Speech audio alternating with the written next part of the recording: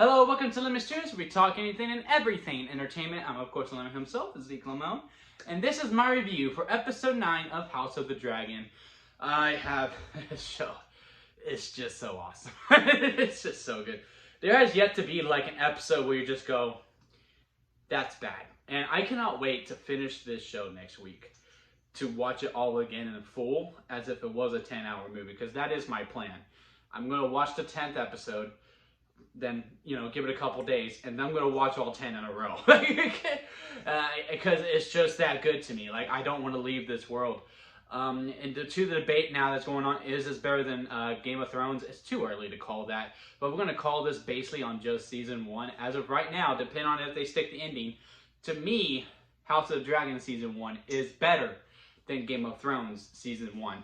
Episode 9, let's get into that into particular. And they do a little bit of a gamble in this episode. And, it's probably much different in the books. Well, not much different. It's probably, this is how they do it in the book, so obviously they're going to do it in the show. But to me, in TV show-wise, since Team Green is clearly the bad guys, they're clearly the heels in this story. And just to follow them the whole entire time, there was no Rhaenyra, there was no Damian, there was none of Team Black in this episode at all. And I was shocked at first. Because when, the opening theme, the da-na-na-na-na-na-na, and then you see Paddy Constantine's name, I was like, he's still alive? Why won't they just kill him? Let this man not suffer anymore. But no, he was actually dead. He's just top bill, so he gets in every episode regardless. I respect it. He's an Emmy-winning man. He deserves this. And yeah, we just kick right off with it. The king's dead. Allison's like, yeah, no, he wants what's his name? Aragon. No, yeah, Aragon? Yeah, Aragon. Sorry, I just had a brain fart there, and I'm probably still saying it wrong. Aegon! That's his name, Aegon! It took me a minute, but I finally got there. Aegon is his name. And he goes, yeah, he told me Aegon wants to be king. And I was just like, we didn't need that. I mean, we're gonna fuck. You don't understand what we're about to do here. We're gonna fuck him up. Like, we're taking over regardless if he wanted the blessing or not. What is he gonna do? He's dead. Ask him, sir, is this what you want? No. We're gonna take it over. Just by that look, and then they just tell the council immediately, and the council's like, oh yeah, sure, let's do it. I mean, this is what we want to do either way. They were planning this from the get-go. They're like, yeah, no, and it goes back to, I want to say episode 3, where the queen who never was, Rhaenyra, tells Rhaenyra, going, men will literally do anything else besides let a woman sit on the Iron Throne. I'm butchering the line, but that's basically the gist of what she said, and that's literally what happened. The Lannister, they're like, yep, alright, so King's dead, okay, so Aegon is going to be king? Yeah, no, who gives a shit what he said who was going to be heir? It's going to be Aegon. Like, it was just wild. And then, of course, the one guy's like, yeah, no, that's messed up. Rhaenyra should be queen. And then freaking Sir Kristen just, is like, shut up. Kills the mother trucker. Oh, I'm sorry. My dog got scared because I raised my voice. And I was just like, damn, man. This guy just gets to keep killing people and just lives his life to the fullest. And then the head of the King's Guard was like, you know what? This ain't right. I do expect to see him in episode 10 going to Rhaenyra and be like, you're my queen. I'll get a black coat. I don't need a white coat. I'll have a white cape. I'll have a black cape. It's all good. So really, I really love that council scene. And then this is when I start to get intrigued, because they do this the whole entire episode where they're clearly trying to have you sympathize with Alicent, and I get it. And Olivia Cook is phenomenal in this show, and the Alicent character to me is just so interesting. I get where she's coming from, but I can't cheer for her anymore after last week's episode, because you're a hypocrite. You're literally a hypocrite, because you're making fun of, well, not making fun of, you're saying like how, oh, you Targaryens have these foolish traditions and all this stuff, but yet you're having your son and your daughter get married and have children. You are with the gods and you want to follow these rules and do the right thing, but yet you cover up your son's rape. you doing like you say all these things, but you you don't practice what you preach. So it's just hard for me to get behind her when she's doing all these dastardly things as well. And like, I'll give her credit. She was like, yeah, no, we'll just tell her never bend the knee, because she obviously cared for Viserys. I thought she didn't. I thought she was just doing a job, but no, she clearly had some form of love to him, because when she was over the body, she puts the crown on, like, and also just receiving the news, she's crying. Like, she obviously cared for the man in some way. I was very surprised by that. Because I really thought they would go like, yeah, the king's actually like, oh, thank God. Finally. I'm relieved of my duties. But yeah, she was like, no, Rhaenyra's going to bend the knee, and if she doesn't, we'll go to war. That's the right thing to do. And Otto's like, or we could skip the war, or we could just kill him. Which, honestly, on that, yeah. What Otto said, war seems like a lot of work. War seems like a lot of work. Just, kill him. I get his side, but I also get Alicent for wanting to do the right thing. But again, I just can't get behind her. And this is when it starts to get intriguing, because then, there's Team Alicent, and then there's Team Otto, where Otto sends the twins out to go find Aegon because Aegon's disappeared. He's like, fuck, I don't want this throne. Put me in a cage somewhere, I gotta go. And then Alicent sends Sir Criston, and then Edmond wants to join the road. And I really like the scene between Edmond and Sir Criston, because he's like, dude, this guy clearly doesn't want the throne. Let him go. Let him flee.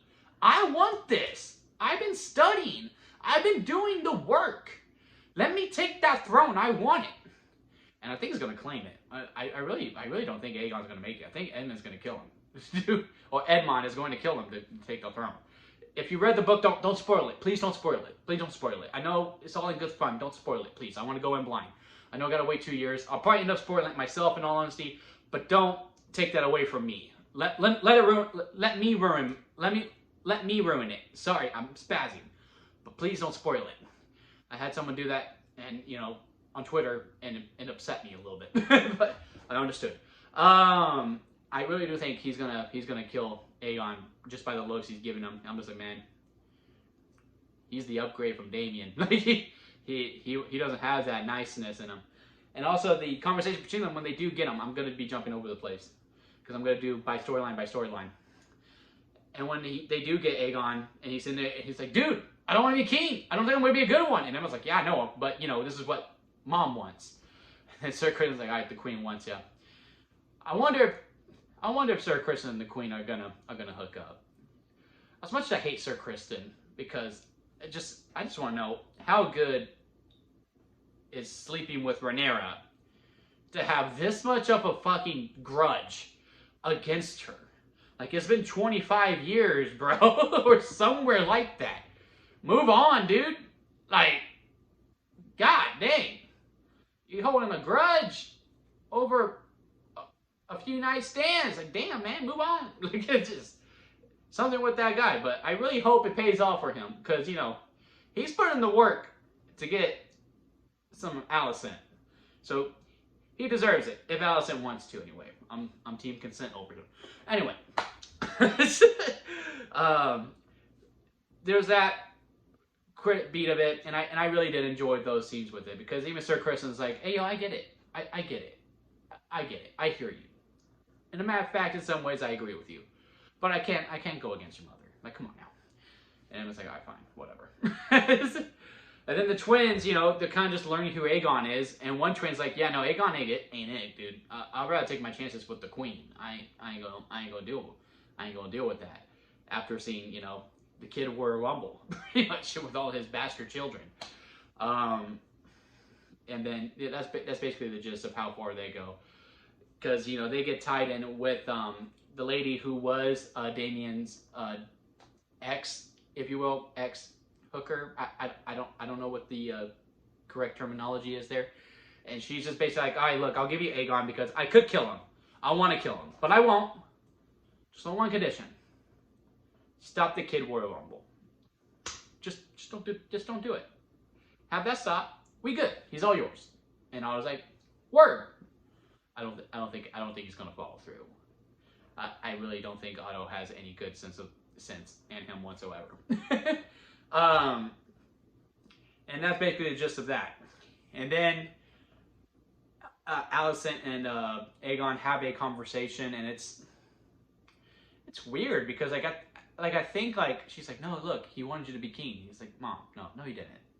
Y'all don't even like me. Like, no one here likes me. I don't want this shit. And he goes like, do you even love me? And she's like, you're such a, I forgot what she called him, but I was like, but like she said it with like such endearment that I'm just like, oh, you silly, to use 2022 terms. Picture me as Alicent, and Aegon's right here. I'm gonna be both. I'm gonna be Aegon and Alicent in 2022. Do you even love me? You silly goose. Like that's how I took it with like her smiling and all that stuff. Like, obviously I love you, kid. Just an idiot. That's literally how it was perceived to me in that scene. But then let's get into like who was the true MVP, and it was Rhaenyra. And you know, I've loved this character from the opening scene, like the queen who never was. Like, what a title, and like you automatically empathize with her because that was her throne. That was her throne. And Viserys did an alright job, but Rhaenyra would have done it better. She proved it in this episode because she'll threaten.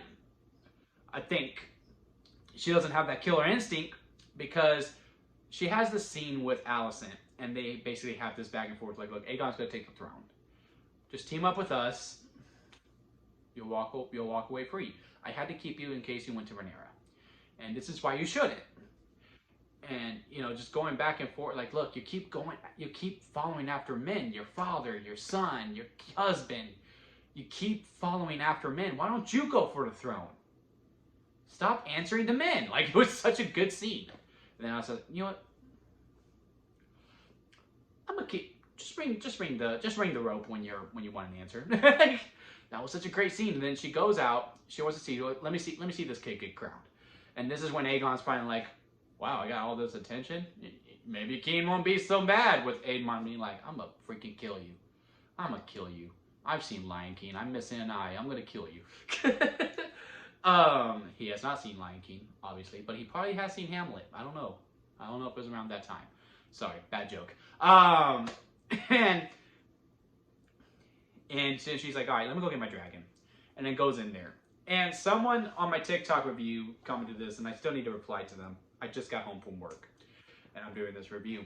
And they were like, well, they were closing the door, so because she kept looking back, she had to look back and forth and see if she's going to go. I really think she could have said Dracarys, and one blow would have killed them all, and the door would have been open. Boom, war over. That's it. And I'm just sitting there like, and I get it. Like, this is something that's going to bug me. It's going to bug me. And I'm going to watch the after episode stuff after this to see if they explain as to why she doesn't. And if they don't, I really hope in episode 10 they explain it. Because it really seems like she can't kill them because plot. We need the war to happen so she can't kill them. Even though it's right there. It's over. Like, she literally says to Dracarys, it's over. It's over. Besides plot, I can't think of a reason as to why. Which is why I'm so frustrated with that.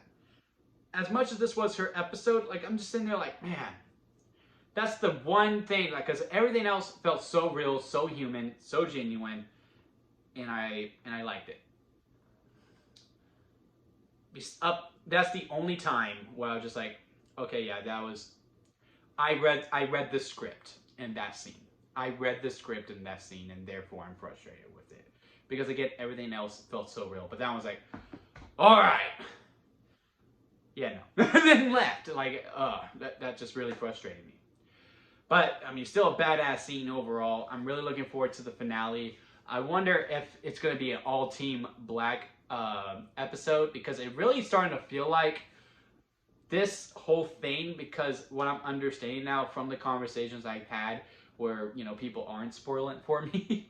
And thank you for having those conversations with me without spoiling it. On my Twitter, Instagram at Lemon Studios 1125, or on TikTok at Lemon Studios 1125, or here in the comment section, where essentially none of this stuff really happened in the book. It was kind of just like discussed. And then it wasn't really until episode 7 they really got into the book. And then really what's really going to happen in the book is going to be season 2. That's what I've gotten from my understanding of it.